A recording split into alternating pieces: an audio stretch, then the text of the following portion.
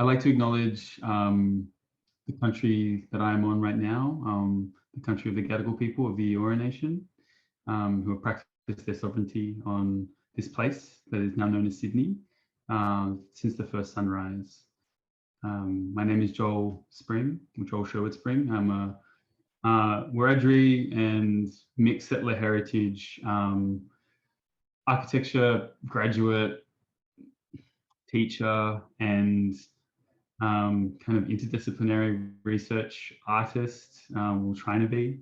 And I want to acknowledge also the countries in which I'm coming to you from. I will be no doubt probably streaming to you from a data center somewhere. And those data centers are built on unceded sovereign Indigenous lands as well. And I think that that's kind of interesting to think about. So I just want to acknowledge those countries and those people's mobs. And if you are an Aboriginal person or an Indigenous person from anywhere, I want to acknowledge you and acknowledge your countries that you're coming to me from. And yeah. The work is called Hearing Loss. That mostly comprises of a kind of recorded interview between my mother and I. So my mother was the sort of district school nurse between sort of some of the kids with the kind of larger demographics of Indigenous and Aboriginal students in inner Sydney cities. So like Redfern, Alexandria, between like the late 80s, the early 90s, and is sort of documenting her experiences during that time in some capacity, but kind of focusing on this kind of core theme or this kind of one idea around this idea of not only hearing loss that kind of comes as a symptom and a effect of otitis media, which is an inner ear infection that Indigenous communities all over the world, but particularly here in Australia, children suffer from quite harshly. But it also kind of begins to delve deeper into this sort of understanding or thought process that I was having at the time and kind of continue now to sort of pull from in thinking about identifying silence, the absence of noise, sort of the idea that the absence of something is also something. So that the sort of, or how like I've heard it kind of said before, the evidence of absence is not the absence of evidence. And so to think that, especially within the context of colonization in Australia and the kind of loss of language and culture for Aboriginal people over the last 250 years, personally for me, and I think for quite a few other people of my generation, but particularly people of kind of the past couple of generations in Indigenous communities, their experiences of Indigenous culture can also be defined through a sense of absence, be that a language or a connection to country or family members, other things. So it was the beginning of this kind of discussion for me as a sort of young man / artist talking to my mum about a culture that we're both, forcibly separated from and sort of trying to connect back to in different ways, but telling it through this sort of very contextual, spatialized story of essentially like inequality within the health system, within the school systems, within Redfern and Waterloo. I think some things that I've learned or some things that I think about now in reference to the work, it places a very particular sort of emphasis on legibility in the context of being heard and hearing. And that's sort of a device within the work in and of itself. There is particular effects and particular moments. And I think it kind of also like emotionally for me, kind of a sense of anger or a sense of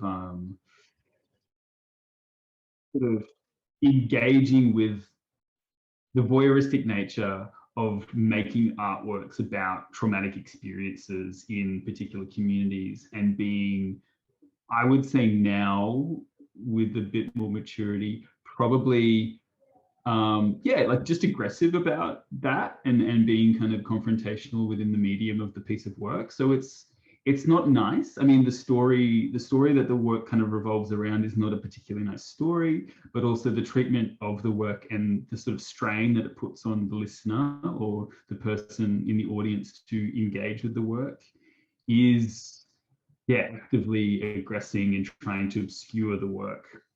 Now, I kind of reflect on that in another way as well, in understanding that, yeah, that privileges a very particular type of engagement with the work. It also it privileges, in the act of trying to be aggressive towards hearing, it also privileges hearing as the medium through which the whole work can be experienced.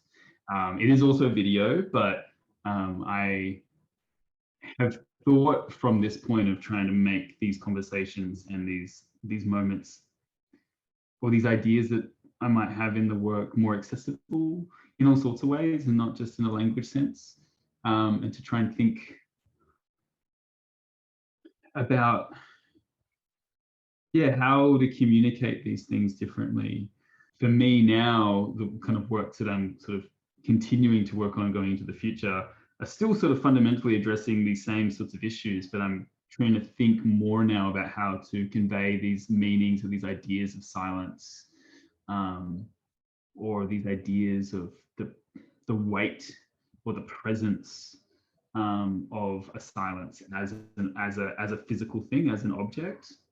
So yeah, I'm excited to sort of be looking at other avenues to sort of communicate some of these things as well. So yeah, I mean, trying to be more accessible always. I think making your work accessible for people who don't have the same access requirements or access needs, or have different access needs to you, always makes work better, and makes you really have to think about it in creative ways, which I think is also really exciting.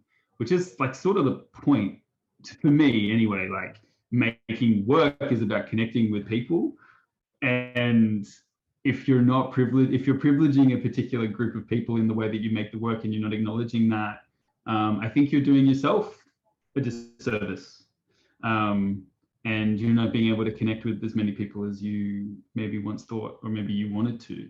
And so yeah, it's been a real learning lesson to sort of look back on work, a work that's very close to me and probably is one of the first ever like artworks I ever like made for a gallery or anything, or in any sort of exhibition context, and think about it differently. Yeah,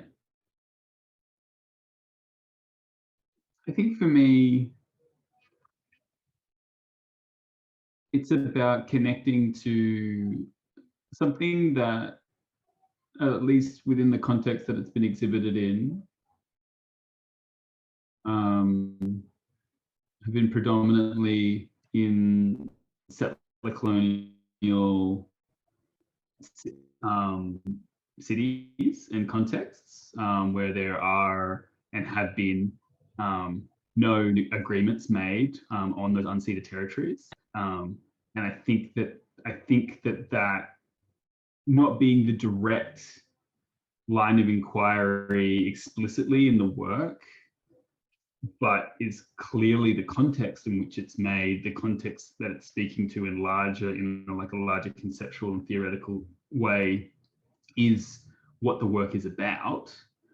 I think communicates through these ideas and kind of through these different contexts. There's a real power in creating a piece of media that is not addressing the sort of like, what's the word? Not addressing the sort of hegemonic culture that it sits within, right? Because because like, I mean, essentially, right, like most media that we make, most art that's made, cinema, photography, all sorts of artwork, is speaking to a very particular subjectivity, and that subjectivity is white men, and for the most part, right? And that's kind of Western culture in general.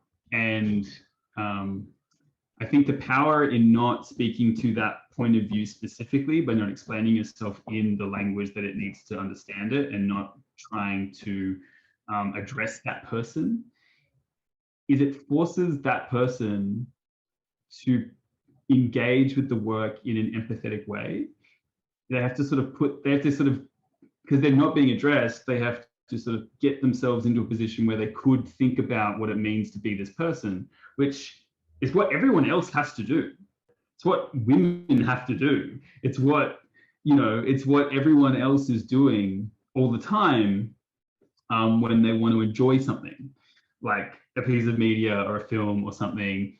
And that's kind of Arthur Jafer's like whole kind of thesis, is that like when Black people are making work for Black people, it can produce empathy in a white audience because they have to sort of engage with that.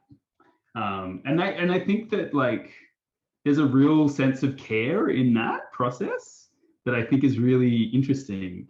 And so, sort of given the kind of notion of the work being a conversation between my mum and me, there is a lot of generosity and care between us that you're not invited into, but to sort of engage in listening in the conversation, you have to put yourself in a particular position, which might make you feel uncomfortable, but that's growth. Like that's love, like that's care. Not sometimes not addressing someone is the right thing to do. And I think that for me, feels like it's a part of the work now, and has always kind of been a part of the work, because I wanted to do something, that didn't feel forced and didn't feel like a podcast, didn't feel like this. I wanted to have a conversation, and I wanted to do this thing, and to see how it kind of got there. And so I was given the opportunity to make hearing loss through a commission by a joint commission through Liquid Architecture and the Melbourne University Law School, as a part of an exhibition called Eavesdropping that was put together by Joel Stern and James Parker at the Ian Potter Museum of Art, which was, a really amazing opportunity to have a piece of work that I had made sit in a gallery alongside artists like Lawrence Abu Hamdan and Fayen Devi, and I can't list everyone in this video because I can't. But I think what was really, it was just really incredible to have like work up in a space like that. And I'm just really excited that Fable has given me the opportunity to be able to share this work with an even wider audience, and kind of push this around and share and connect with other people who are connected to these similar stories, and want to think more critically about the sort of politics of sound and listening, what it means to hear and what it means to not hear, kind of coming back to thinking through listening as a practice, deep listening as a process, but also that it's a privilege.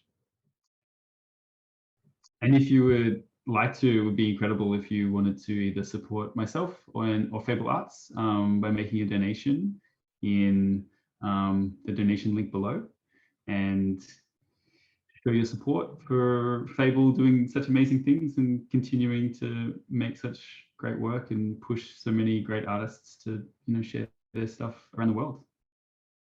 Yeah.